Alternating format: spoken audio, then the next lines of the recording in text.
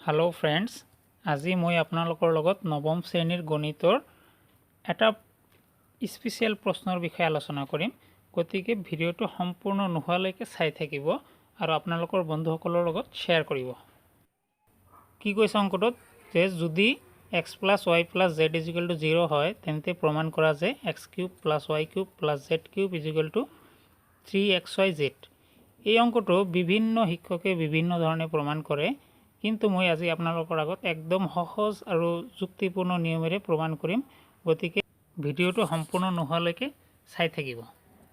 আৰু এই ভিডিঅটো আপোনালোকৰ যাৰ যাৰ ঘৰত নৱম শ্ৰেণীৰ ছাত্ৰ ছাত্ৰী আছে বা অহা বছৰ পাব তেওঁলোকে তেওঁলোকৰ সুবিধাৰ কাৰণে এই ভিডিঅটো তেওঁলোকৰ লগত শ্বেয়াৰ কৰিব যাতে তেওঁলোকেও চাব পাৰে। কাৰণ মই আগন্তুক নতুন কোৰ্স আহাৰ লগে লগে নৱম আৰু দশম শ্ৰেণীৰ গণিতৰ প্ৰশ্নবিলাকৰ সমাধানবিলাক এই চেনেলটোৰ জৰিয়তে আপোনালোকৰ আগত তুলি ধৰিম।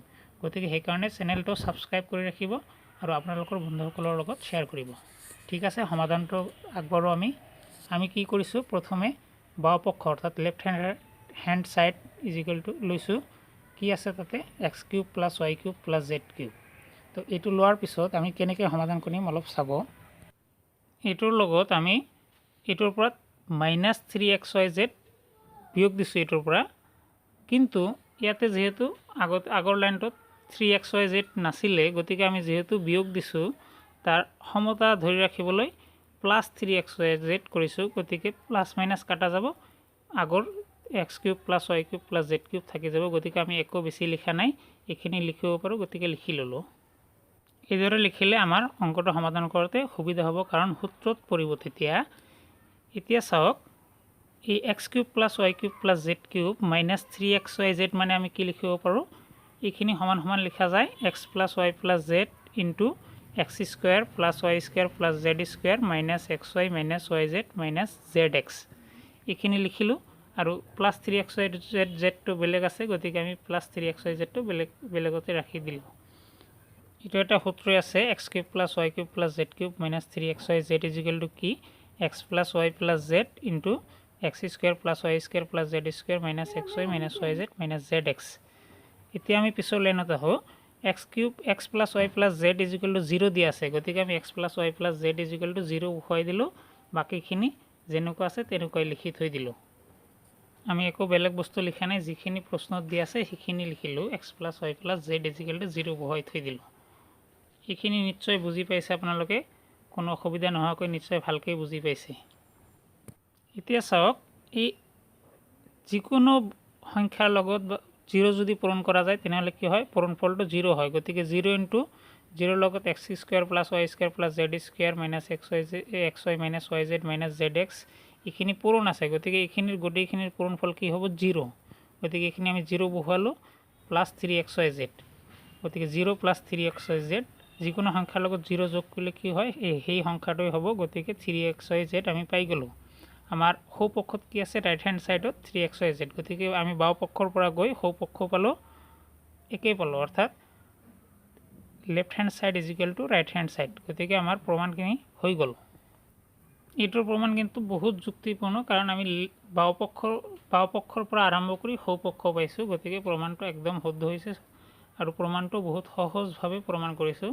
কোনো বেছিও লিখা নাই, কমো লিখা নাই, একদম একজাক্ট প্ৰমাণ হৈ গৈছে। গতিকে নিশ্চয় এই প্ৰমাণটো আপোনালোকে পাইছেনে নে নাজানো, কিন্তু প্ৰমাণটো বহুত যুক্তিপূৰ্ণ আৰু ভাল লাগিছে। যদি আপোনালোকৰো ভাল লাগে তেনেহ'লে ভিডিঅ'টোত এটা লাইক দিব আৰু আপোনাৰ বন্ধুসকলৰ লগত শ্বেয়াৰ কৰিব, যাতে তেওঁলোকেও এই প্ৰমাণটো ভালকৈ চাব পাৰে। এই অংকটো আমি অন্য ধৰণেও প্ৰমাণ কৰিব পাৰোঁ। চাওক, বিকল্প পদ্ধতি কি আছে, দিয়া আছে x + y + z = 0। আমি এইটোৰ পৰা প্ৰমাণ কৰিম।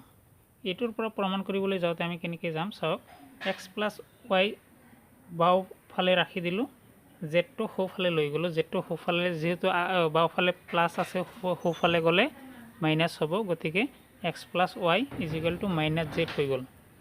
এতিয়া আমি সমান সমানৰ দুয়োফালে ঘন কৰিম, যিহেতু ঘনমূলৰ x³ + y³ আনিব লাগে। গতিকে দুয়োফালে যদি আমি ঘন কৰিব পাৰোঁ তেনেহ'লে কোনো অসুবিধা নাই, দুয়োফালে ঘন কৰা যায়। গতিকে x + y whole cube is equal to minus z cube উভয় পক্ষত ঘন কৰি এনেকৈ লিখিব লাগিব অংক কৰাৰ ক্ষেত্ৰত। গতিকে আপুনি এতিয়া চাওক কি হ'ল x plus y whole cube is equal to minus z cube. এতিয়া x plus y whole cube ভাঙি দিয়ক, x cube plus y cube plus 3xy into x plus y সমান সমান কি হয় মাইনাছ জেড কিউব। এতিয়া পিছত গৈ কি কৰিব আমাক দিয়ে ওপৰতে চাই আছে নিশ্চয় x plus Y equal to আমি কি পাওঁ মাইনাছ জেড। গতিকে এই 3xy Z into x plus Y এই এক্স প্লাছ ৱাইৰ ঠাইত কি বহাব মাইনাছ জেড। গতিকে কি হ'ল x cube plus y cube plus 3xy into minus Z সমান সমান মাইনাছ জেড কিউব। এতিয়া কি হ'ল x cube plus y cube minus 3xy into minus Z মানে কি মাইনাছ 3xy জেড সমান সমান কি মাইনাছ জেড কিউব। তো এতিয়া মাইনাছ জেড কিউবটো সমান সমানৰ বাওঁফালে আনিলে কি হ'ব প্লাছ জেড কিউব হ'ব আৰু মাইনাছ 3xyটো সমান সমানৰ সোঁফালে লৈ গ'লে কি হ'ব মাইনাছটো তাতে গৈ প্লাছ হৈ যাব। গতিকে আমি কি পালোঁ x cube plus y cube plus Z cube সমান সমান 3xy জেড। তো বন্ধুসকল আমাৰ প্ৰমাণটো সম্পূৰ্ণ হৈ গ'ল। তো বন্ধুসকল এই দুটা প্ৰমাণ যদি আপোনাৰ ভাল লাগি থাকে তেনেহ'লে ভিডিঅ'টোত এটা লাইক দিব আৰু এই চেনেলটো পাব্লিচিটিৰ কাৰণে আপোনালোকৰ বন্ধুসকলৰ লগত শ্বেয়াৰ কৰিব। বেচিকেলি যাৰ যাৰ ঘৰত নৱম আৰু দশম শ্ৰেণীৰ ছাত্ৰ ছাত্ৰী আছে তেওঁলোকৰ লগত শ্বেয়াৰ কৰিব। কিয়নো মই অহা বছৰৰ পৰা নৱম আৰু দশম শ্ৰেণীৰ যিখন নতুন গণিতৰ কিতাপ ওলাব সেই কিতাপৰ অংকবোৰৰ সমাধানবিলাক এই চেনেলটোৰ জৰিয়তে পাব্লিছ কৰিম। তেতিয়া কাৰো গণিতৰ নোটবুক কিনিব নালাগে। ঠিক আছে, বাই বাই।